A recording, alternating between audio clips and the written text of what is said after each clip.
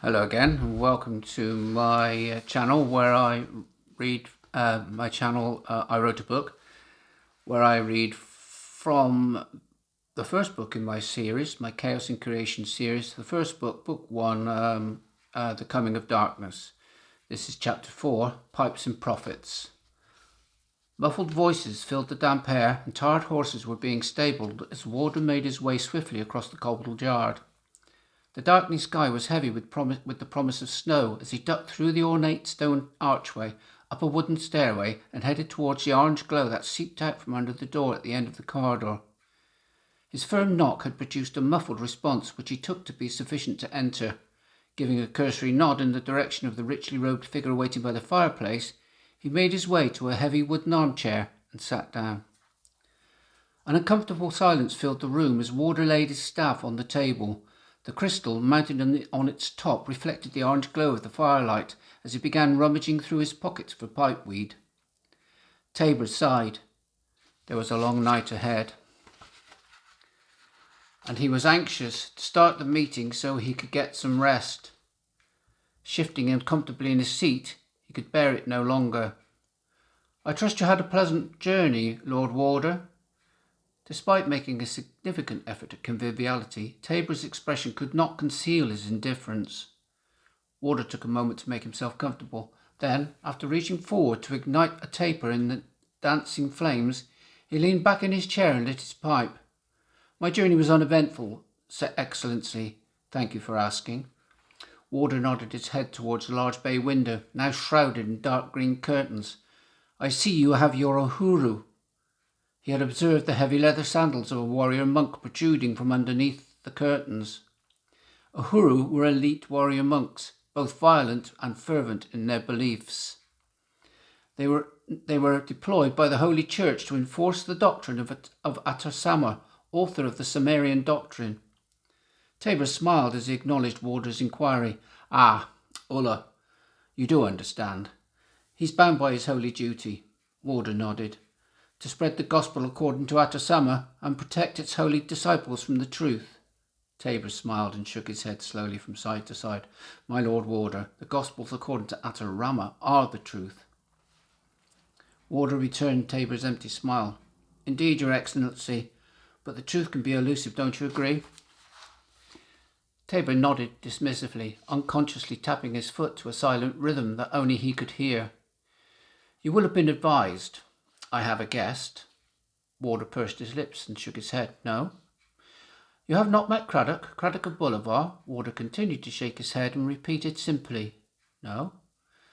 Tabor sat upright. "Well, you should know. I have received orders." Warder inhaled deeply from his pipe, and grey smoke billowed from his mouth and nostrils as he spoke. "Orders?" He noticed Tabor's foot had stopped tapping on the wooden floor. "I shall speak plainly, Warder. There has been an incursion by Havocan forces on the eastern border. I am advised that at least one anarch attack group has emerged. More will come. It seems their number is sufficient to cause considerable concern. The holy city may be threatened." This morning, Craddock arrived with orders. "I know it is sudden and indeed unprecedented, but there is no way to soften the news. I am commanded to withdraw our forces. I can keep a small force to facilitate my own departure, which must take place by the spring of next year." Warder leaned forward, scrutinizing the prophet closely, the light of the fire illuminating his tattooed face. "Indeed, this is momentous news." He paused to consider, leaning back in his chair again, causing it to creak. "The withdrawal of Imperial forces will undoubtedly receive an uncertain reception from the Council. The matter will require careful handling." He sucked on his pipe again. It appeared to have gone out. Mildly distracted, he knocked it against the large stone mantelpiece, causing the ashes of burnt pipeweed to spill out. Fumbling in his pocket, he pulled out his pouch and began to replump his pipe. "I presume you'll be making an announcement tonight?" "Well, yes, that was my intention." Tabor, in his turn, leaned forward in an attempt to break his gaze away from Warder's infernal fiddling. "You will agree it is in all our interests to minimize the potential for bloodshed." Tabor was anxious to make sure Warder understood his concern. I believe the Order Lords will need to be convinced of the seriousness of the situation." Nodding politely, Warder remained silent, wondering if the Holy Order truly understood just how serious the situation might become. Tabor shook his head and wagged a fat, well-manicured finger. "There are some who will see this redeployment as an opportunity for violence. Order has already begun to break down at the council. You will have observed it. They are openly hostile towards me." Warder held up his pipe as he reached into the embers of the fire to light another taper. "I'm sorry, do you mind?" Tabor couldn't conceal his irritation as he leaned back, gesturing for Warder to continue. Warder relit his pipe purposefully, and then, amid plumes of aromatic smoke, he responded frankly. "Are you really surprised? The Order Lords have little faith in the Sumerian Church and no loyalty to the Empire, of course. Of course they are hostile towards you." Tabor sighed. "Don't they see how the Holy Order has presided over a period of prolonged peace and prosperity?" Warder shrugged.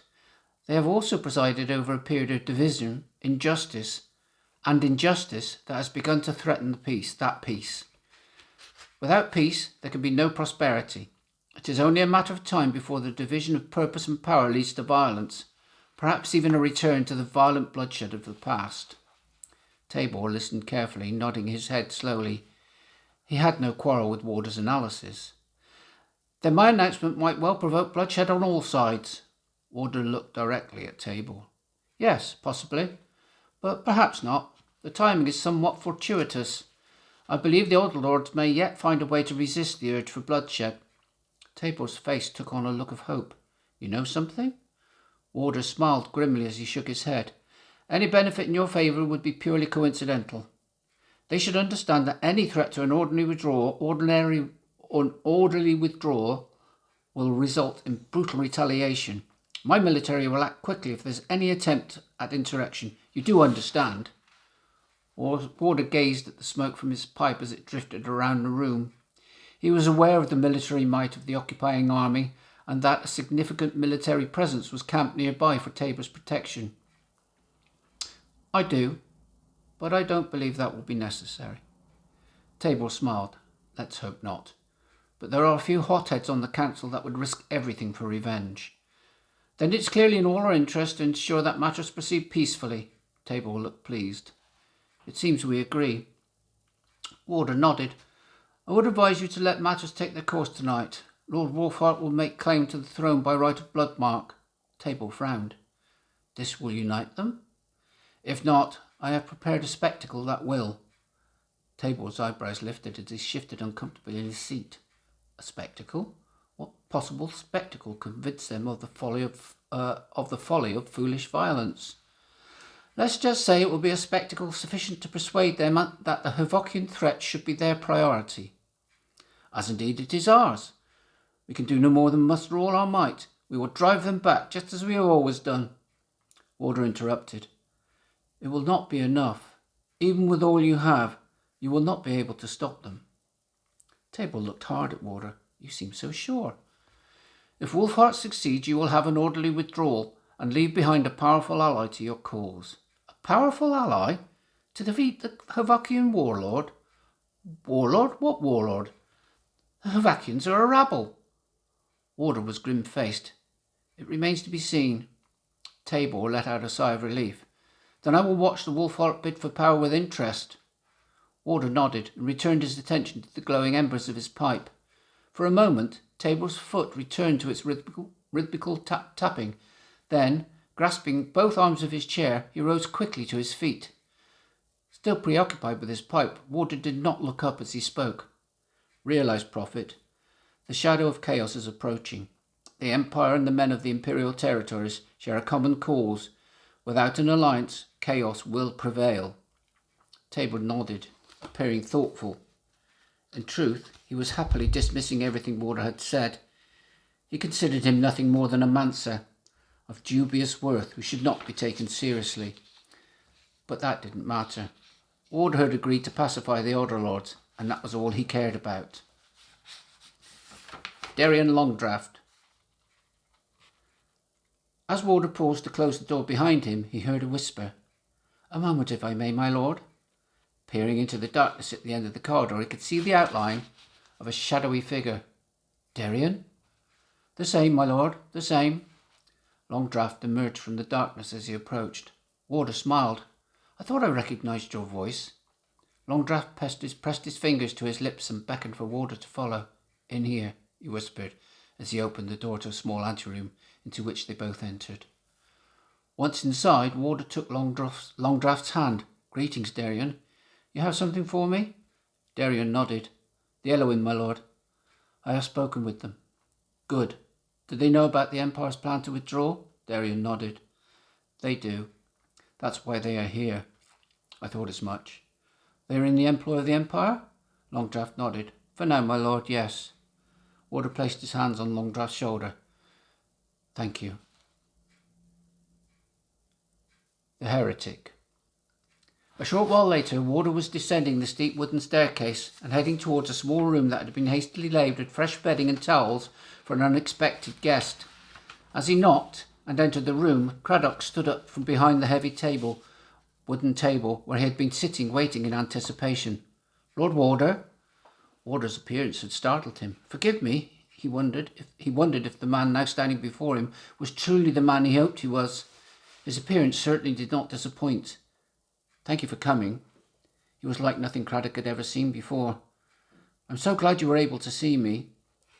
Warder pointed at the chair. Craddock blinked hard, noticing that apart from his face, Warder's fingers and forearms were also heavily tattooed with unfathomable runes. Please sit down. We don't have long. I apologise if I kept you waiting. Craddock nodded and smiled. I'm grateful you could come. Well, here I am, Warder smiled. How was your journey? It went well, thank you. I understand that you have important matters you wish to discuss before we commence formal proceedings in the main hall. Craddock nodded as Warder sat down. Indeed I do, my lord. He paused as Warder laid his staff on the table. Tabor has made you aware of the hostile activity taking place on the eastern border of the Empire. Warder sat down and leaned over his staff to rest his elbows on the table. He has. You came to deliver orders to withdraw. Craddock smiled. In part, yes, that was my official duty. My hope was that I might meet you. Warder shrugged his shoulders dismissively. Well, here I am. I hope you're not disappointed. I have come in search of the truth, my lord. Warder smiled. Of course you have. You're a philosopher. You will know that it's not the first time the might of the Imperial Empire has been challenged by the tribes of Havoc. Warder nodded absent-mindedly. It would seem that on this occasion the threat to the Holy City is being taken very seriously. It's a convenient excuse. Warder leaned back, leaving his hands flat on the table. Go on. Resources are stretched, and policing the Empire is expensive. The Holy Church has been withdrawing its resources from across the Middle Marches for some time. Then all is well, is it not? There was a short pause as Craddock moved uncomfortably in his chair. They do not understand what they are dealing with. Warder's eyes narrowed. And you do. There is no mention of this warlord in any of the official Sumerian texts, but I have found him in the most ancient scriptures, lost in the archives and forgotten. They tell of the coming of darkness. A warlord will come to threaten all that lives, from Ataria to the imperial territories and beyond. You risk a great deal. The truth in this matter will be considered a blasphemous lie by the Church. Craddock nodded.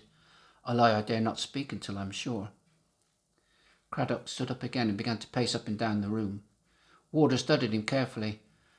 And now you are sure? Craddock nodded, as sure as I can be. For now. How so? Craddock shrugged and sat back down. You. Me? You are revered by the men of the West across the Middle Marches. You are Ronin. Warder tilted his head to one side, raised his eyebrows. We are all Ronin, the Elf-born and the Uruk, even the Dwarven, although they are unfathomable folk. You are chosen by Rowena, the mother of nature. Warder nodded his head slowly. Is that a question? Craddock smiled. No, it's the truth. I am harnessed. I search for the truth. The truth has been revealed to me in Han's revision. Warder smiled. Then you will know the truth is, I am just a man. He stood and walked around the table to place his hand reassuringly on Craddock's shoulder. This revision of ancient scriptures, do they mention the intentions of this Dark Lord? Craddock thought for a moment.